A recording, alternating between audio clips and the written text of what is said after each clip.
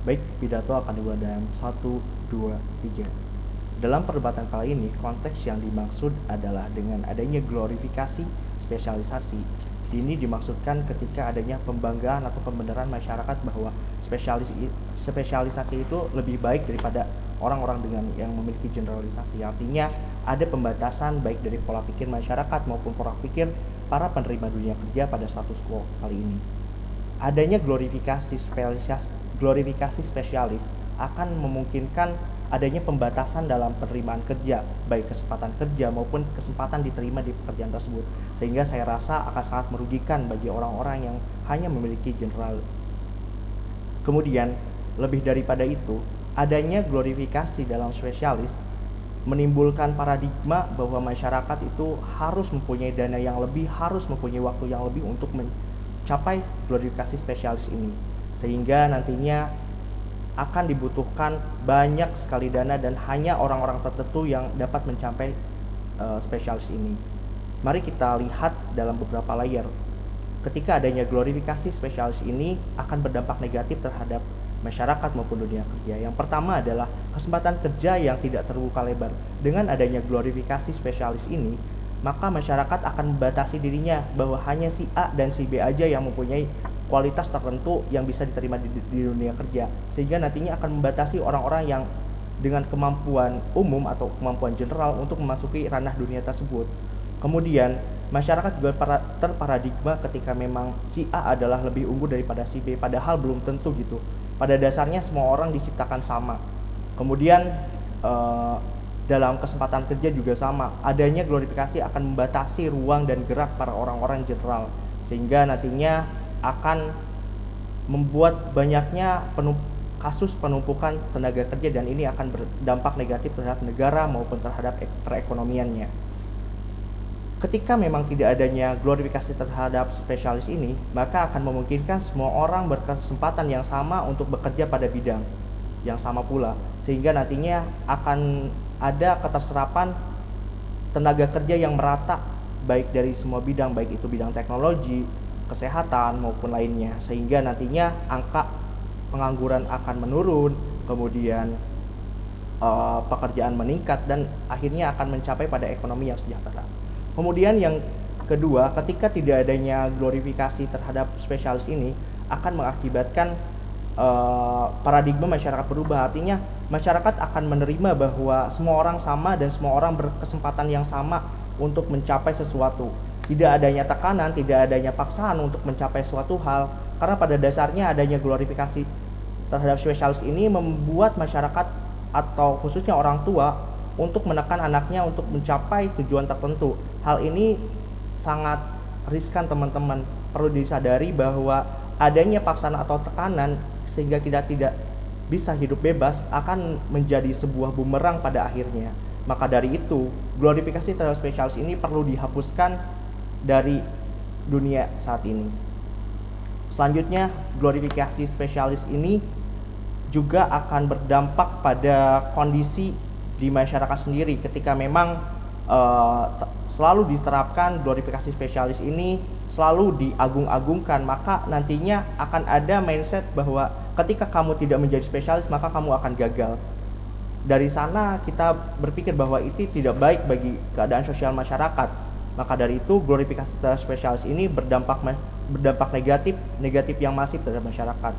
Selain itu, untuk mencapai spesialisasi ini diperlukan biaya yang banyak dan waktu juga yang perlu diluangkan sangat banyak pula, sehingga tidak semua orang berkesempatan untuk melakukan hal tersebut.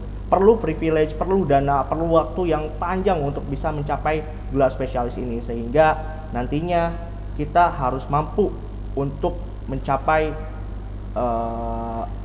dunia tanpa glorifikasi tersebut, sehingga nantinya kesempatan baik bagi si general maupun si spesialis berada pada taraf yang sama, sehingga nantinya distribusi pekerjaan, distribusi pendapatan bisa berlangsung dengan baik. Terakhir dari saya dalam debat kali ini, saya mau menggarisbawahi bahwa kami tidak setuju terhadap glorifikasi. Bukan kami tidak setuju terhadap spesialisasinya, tapi terhadap glorifikasinya, di mana selalu berdampak negatif. Semua jenis glorifikasi itu rata-rata berdampak negatif, baik itu bagi segi sosial maupun budaya di masyarakat sendiri. terakhir saya mau menyampaikan bahwa dunia tanpa glorifikasi akan menjadi dunia yang lebih baik, di mana semua orang berkesempatan yang sama, semua orang memiliki kesempatan yang sama, semua orang mampu untuk mencapai titik yang sama, sehingga pada akhirnya keadilan sosial dapat diraih oleh manusia. Baik, sekian dari saya, bangga menjadi tim pemerintah penutup. Baik, saya Nanti Raffi Hasana selaku tim pemerintah penutup, pembicara kedua akan menyampaikan bagaimana argumentasi yang dijelaskan oleh pemerintah penutup dari pembicara pertama. Di sini kita garis bawahi poin yang memang disampaikan oleh pemerintah penutup di pembicara ke-1 itu bahwasanya menyatakan menyesalinya terhadap adanya glorifikasi pada spesialisasi. Kemudian perlu kita garis bawahi juga bahwa memang banyak sekali dampak buruk dari glorifikasi itu sendiri, dan kita lihat status quo keadaan saat ini bahwasanya kita juga mengetahui bahwa zaman itu semakin berubah, kemudian juga kita akan menghadapi disrupsi teknologi, bahkan kita sedang mengalami itu sendiri. Kemudian juga zaman semakin dinamis dan banyak pekerjaan yang tergantikan oleh teknologi. Dan dari hal tersebut kita lihat dari aspek psikologisnya terlebih dahulu. Dari tim pemerintah pembuka menyatakan bahwasanya sumber daya manusia harus dipersiapkan untuk bisa open mind, kemudian untuk bisa mendapatkan banyak skill. Kemudian kita bandingkan dengan argumentasi dari kami, yaitu dari tim pemerintah penutup menyatakan bahwasanya dari aspek psikologis sumber daya manusia harus mempunyai growth mindset atau mindset untuk tumbuh dan selalu berkembang. Dilihat dari status quo juga kita harus bisa menyesuaikan bahwasanya semakin berubahnya zaman maka semakin banyak tuntutan seseorang gitu untuk mendapatkan atau untuk mempunyai banyak kemampuan atau mempunyai banyak skill, dan itu akan mendukung dirinya agar bisa mempertahankan kehidupannya. Kemudian daripada itu, pada poin pertama ini juga untuk growth mindset harus kita pahami bahwasanya kita tidak bisa menolak perubahan. Maka dari itu glorifikasi terhadap spesialisasi tidaklah dibenarkan. Kemudian jika seseorang hanya mempunyai satu skill saja atau dianggap spesialis dalam hal tersebut gitu, maka ia hanya mempunyai satu opsi untuk mempertahankan hidupnya. Dengan perubahan zaman itu sendiri, semakin banyak opsi, maka seseorang itu semakin mempunyai peluang untuk bisa mempertahankan pemenuhan kebutuhan hidupnya atau untuk bisa mengatasi cara-cara atau mendapatkan jalan keluar untuk mempertahankan hidupnya. Karena selain daripada itu, dengan growth mindset pula seseorang akan bisa menghadapi segala tantangan. Begitupun untuk menghadapi glorifikasi itu sendiri gitu, ia akan bisa mempertahankan kehidupannya dengan adanya glorifikasi. Maka dari itu glorifikasi terhadap spesialisasi tidak dapat dibenarkan. Kemudian yang kedua, kita lihat cara aspek sosial dan budayanya. Kita ketahui bahwasanya masyarakat banyak yang mempunyai pola pemikiran fixed mindset, yaitu menganggap bahwasanya spesialisasi itu merupakan hal-hal yang spesial gitu, sehingga banyak masyarakat yang mengglorifikasikan spesialisasi. Maka dari itu perlu kita benarkan, perlu kita buka paradigma baru bagi masyarakat bahwasanya generalisasi itu lebih berpeluang untuk kedepannya. Semakin berkembang zaman maka semakin banyak tuntutan atau skill yang harus dimiliki oleh seseorang agar bisa mempertahankan kehidupannya. Di sini harus kita garis bawahi bahwasanya untuk membuka paradigma baru masyarakat itu memang tidaklah mudah. Maka dari itu diperlukan mekanisme yang jelas dan strategis agar bisa meyakinkan masyarakat bahwasanya glorifikasi terhadap spesialisasi itu sudahlah tidak relevan dengan keadaan kita di masa kini.